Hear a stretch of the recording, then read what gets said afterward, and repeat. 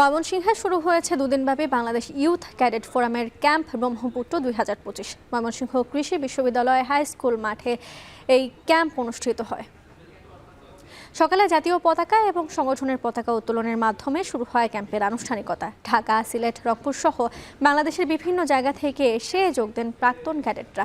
তরুণ ক্যাডেটদের উপস্থিতিতে অনুষ্ঠিত হয় আলোচনা সভা। দুদিনব্যাপী চলা এই ক্যাম্পে থাকছে লিডারশিপ ট্রেনিং ক্যাম্প, ফায়ার, সাংস্কৃতিক সন্ধ্যা, সমাপনী ও পুরস্কার বিতরণী অনুষ্ঠান।